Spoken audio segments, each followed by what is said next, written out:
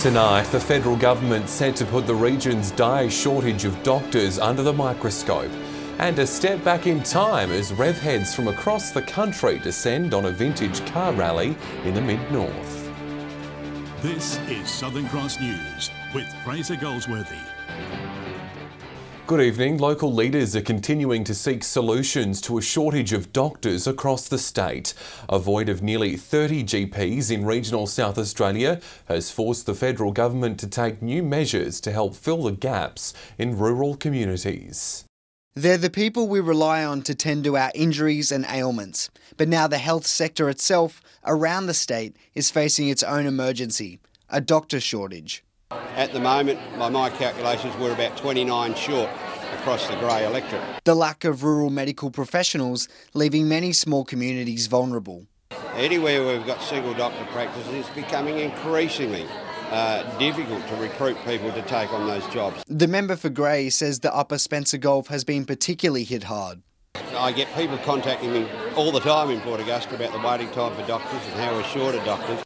Yet the latest report of workforce shortage areas doesn't have Port Augusta on the list, meaning it can't seek overseas doctors to meet demand. Now that's how we've been filling these gaps in South Australia in particular, but rural Australia generally for quite some time. The dire straits have forced the federal government to intervene, announcing a raft of programs designed to upskill doctors to the required level. Taking existing doctors and upskilling their GP practices so they feel capable of delivering. Mr Ramsey has also been in talks with the National Rural Health Commissioner about ways to mediate this problem and whether the workforce shortages area criteria might need re-evaluating. He concedes there is no simple solution to any of these difficult problems, but the hope is to get more city graduates out into the country. And we need to get them out here and suck and see and have a go. Garth Burley, Southern Cross News. A man allegedly caught speeding along the Augusta Highway at 147 k's an hour will lose his licence for a year. The 48-year-old Salisbury North man was stopped along the highway at around midday yesterday, where he was breath tested. Police say he returned a reading of .181. His car was impounded for 28 days and he'll be summoned to appear in court later. Meanwhile, in Clare, a local man has also lost his licence, allegedly returning a positive breath test of .211. His licence was disqualified on the spot for 12 months and he will also face court. Police have uncovered a cache of drugs and weapons at a Port Augusta home after a traffic stop in Roxby Downs. Officers pulled over a woman last night in the mining town who they say tested positive to methamphetamine. She'll face court in August, but the arrest led them to a property in Port Augusta West where weapons and drugs were found. A 33-year-old man was arrested. He'll front court in July. Meantime, Whyalla police are calling on the public to help as they investigate the theft of a trailer in the town. Just after 2 a.m. on Sunday the 29th of April, a trailer was pinched from the driveway of a home in Kramer Street. The white trailer has South Australian registration plates YBN 303. Police say the suspect is a man wearing light-coloured clothing who was driving a black sedan. Anyone with information is asked to call Crime Stoppers. More details have been released for a large-scale solar and battery storage facility near Port Pirie. At a cost of millions, it's promising to create hundreds of local construction jobs. It's a 280 megawatt facility proposed for Bungama near Napperby and Warnertown. Single access tracking solar system, so the solar panels will follow the pathway of the sun during the day, and we're looking to produce about 580 gigawatt hours of electricity per annum. The project is set to cost up to $400 million, but many claim it's worth the hefty price tag. Nearly 200 jobs for locals will be created throughout the 9-month construction phase. Employ local companies and local people across a range of different projects. The company behind it all says the facility has the capacity to power up to 86,000 South Australian homes each year, with the outskirts of Port Pirie the perfect location. Bungama substation, the backbone of the South Australian network, so it's a good, strong location in the network to connect the solar park. It's hoped if all goes to plan, the solar facility will be connected to the grid and fully functional by 2020. but the company is still in the early phases and is seeking feedback from the public.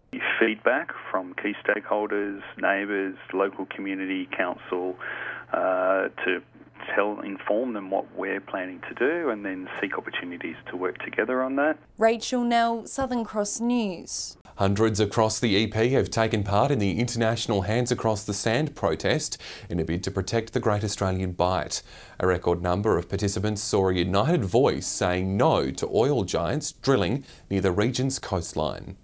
250 hands joined as one. Crowds gathered in the biggest line of unity Port Lincoln has seen to demonstrate their opposition to deep-sea drilling and the devastation they claim it could cause. Really awesome to see people from all walks of life, young people, older people, so yeah, it's really great to have the support of the community. To show my support and yeah, just to send a bit of a message to the council. I think that simple actions between individuals when they come together can make big impacts. The call to arms raised concerns among community members about the catastrophic potential deep-sea drilling could cause. Something that's really important is that people don't question what power they have just by showing up and showing our local leaders that this is what the community, this is how we feel. But it was the younger generation who really got the community talking. We need to look to ourselves, to this environment, a marine sanctuary with a sanctity we all depend on in one way or another.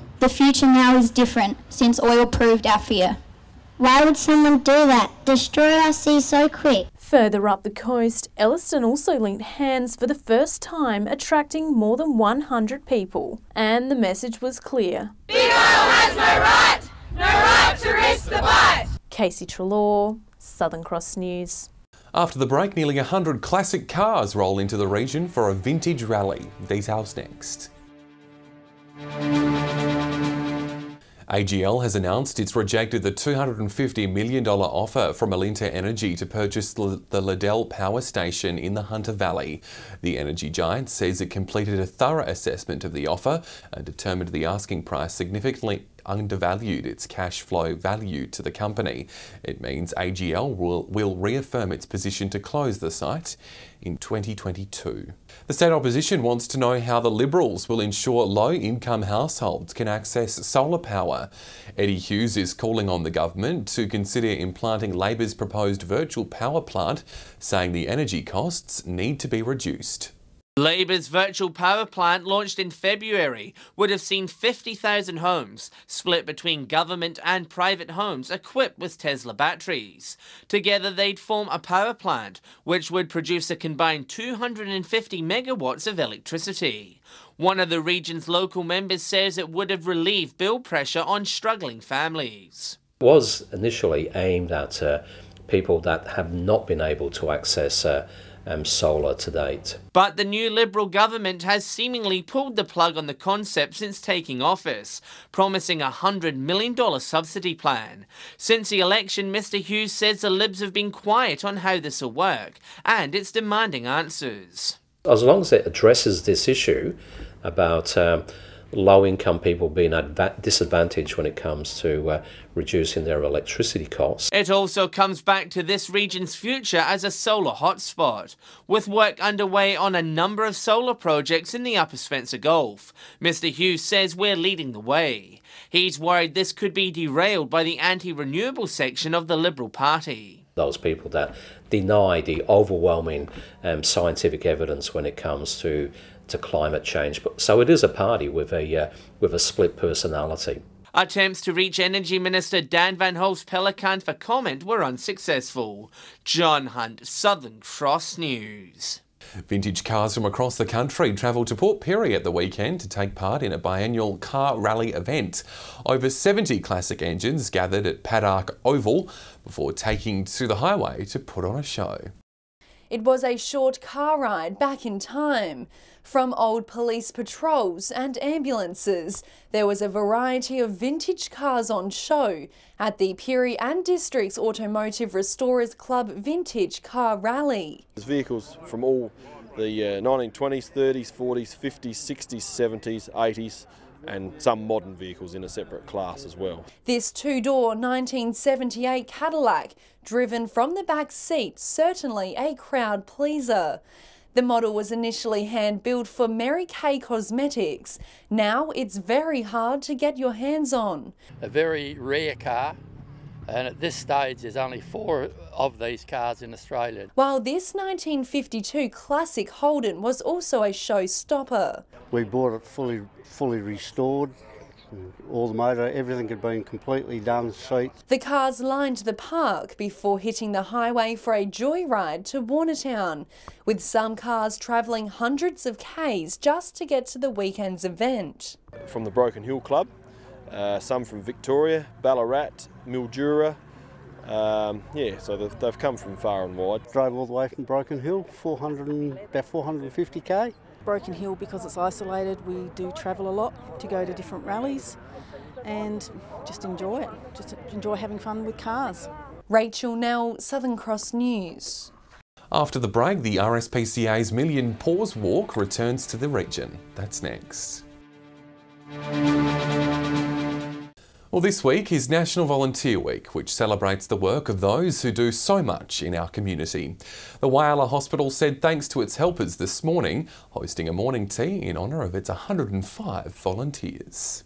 The love of their community. That's what inspires this room of people to serve. Whyalla's hospital has more than 100 people who give up their time to make it a better place. Well, we have got different groups of volunteers who do they help us in different areas. Each person was presented with a certificate of appreciation for their efforts, from fundraising to talking to patients to providing patients with activities. The hospital says their support is invaluable. We can't imagine our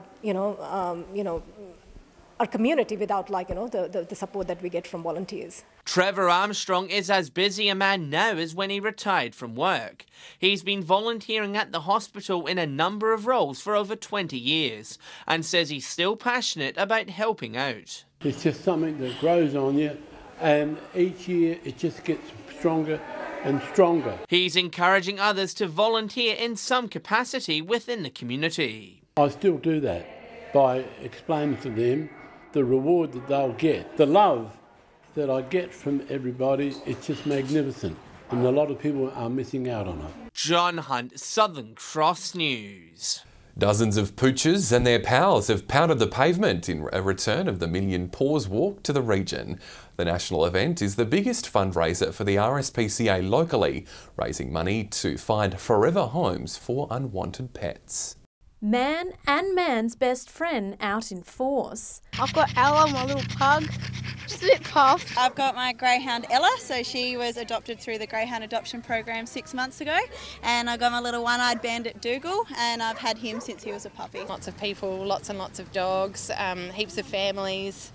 It's just been really amazing, the support that Port Lincoln's shown the RSPCA. More than 50 beloved poochers, big and small, took to the foreshore. There was outfits and tricks and plenty of sniffs and hellos. The Million Paws Walk returned to Port Lincoln for the first time in several years, since the new RSPCA facility opened in December. Yeah, we thought that it is time to bring it back and get everybody involved. Important to come along. All of the money raised goes towards all of the cats and dogs in need, making sure that they get wonderful forever homes. This is Remy. She's a beautiful little girl. She's around about 10 weeks old. Kelpie Cross Staffy. She's having a wonderful time today too, and you never know, she might have found her forever home before the end of the day. And the dogs had plenty to say about the event too. Casey Trelaw, Southern Cross News. Port Augusta locals have turned out trackside for the RFDS race day as a showing of support for the Vital Health Service. The CEO says the ongoing community support is what keeps the organisation in the air. And for 90 years it's been supported and tended by volunteers and support from community of all persuasions, and we're just thrilled to have that in our backyard. The Port Augusta Racing Club also showed its support, donating a $1,000 cheque. Now we have a wrap-up of all the weekend's footy action, and Garth Burley's in Port Augusta for us. Garth, a big win for Port in the Spencer Golf League. Yes, Fraser, a huge win for the Port Bulldogs on the weekend against last year's grand finalist Solomon Town. Port came into the match as the underdogs against the second place Cats, although they had the home ground advantage and played with a lot more confidence. Midway through the first quarter, tensions threatened to boil over. Sollies had plenty of chances to regain possession, but couldn't clean up the scraps, giving Port the opportunity to extend their lead, the siren sounding with a 53-point win. Proprietary Risdon thrashed Westies by 116, and in the South and Central Augusta match, South forward Thomas Hamilton snagged 9 goals, helping secure the win. In Whyalla, a huge win to Rupina derailed North Whyalla's streak of 5 wins. West continued its strong start to the season, defeating a struggling Central Whyalla side, and South Whyalla registered their 3rd win of the season against Rorona Bay. In Port Lincoln, Tasman displayed a strong final 2 quarters to grab a win against Wayback. Mallee Park fought hard against Marble Range, but it wasn't enough. And Lincoln South was victorious over the Tigers. An inter-league round match gave teams in the Great Flinders League a break, with many stars lining up for the representative clash against Eastern Air. The Great Flinders side charging home to a 63-point victory. In the northern areas, Crystal Brook stamped their mark as premiership favourites against Jamestown Peterborough. A win also to Orroroo against the Lions. And a late charge from Southern Flinders gave Broughton Mondura a scare, but it wasn't quite enough. On the Copper Coast, Ardrossan won against Moonta. Pascoeville moved to 3rd place on the ladder, beating Kadina. Also wins to the Crows and Central York. And finally to Broken Hill, where a spirited second quarter from Norse wasn't enough to inspire a comeback against rivals South. West eventually scraping home with a win against Centrals. So another big weekend of footy, and a few teams now starting to cement their stance as premiership contenders. I'll be back tomorrow with the rest of sport. Fraser? Thanks, Garth. Well, stay with us. After the break, we'll have all the local weather details with Abby Donaldson. And Abby, what can the Spencer Gulf expect weather-wise this week? Well, Fraser, we're in for some lovely autumn sunshine this week. I'll have all the details next. Welcome back. Well, most centres experienced a mostly sunny day today. 20 was the top in Port Augusta.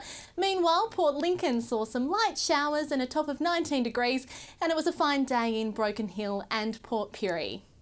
Taking a look at the satellite now, and low cloud lingering over the state in cool southerly winds is causing a few showers here and there, mainly in the southeast, clearer skies in the far north with dry winds. If you're out on the waters tomorrow, southwesterly winds will reach 10 knots, while seas will reach 1 metre. Sunrise is at 7:08, while sunset will be at 5:23. Looking at tomorrow's forecast now, and a sunny 19 in Port Augusta. However, we will see some cloudy skies in Whyalla, Port Lincoln and Coffin Bay, with temps sitting in the mid to high teens. Port Pirie will reach 18, as well as Kadina.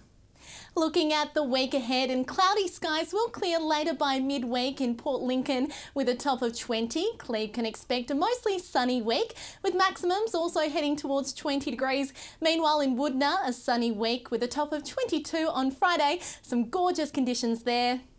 Mostly sunny in Whyalla by the end of the week with a high of 20. Nothing but sunshine in Port Augusta over the coming days, with maximum sitting at 20 also. And while it'll be a couple of degrees cooler in Kadina, it will be a mostly sunny week. Port Pirie is set for maximums in the high teens with sunny conditions. Meanwhile, there'll be cooler temperatures in Clare with a top of 17 on Friday. And in Broken Hill, another week of mostly sunny weather with tops of 18 later in the week. So Fraser, sunshine, sunshine and more sunshine for most of the week. Winter hasn't hit just yet. Thanks, Abby. And that's all the news for now. Thanks for your company. I'll have updates later. Until then, enjoy your evening. Good night.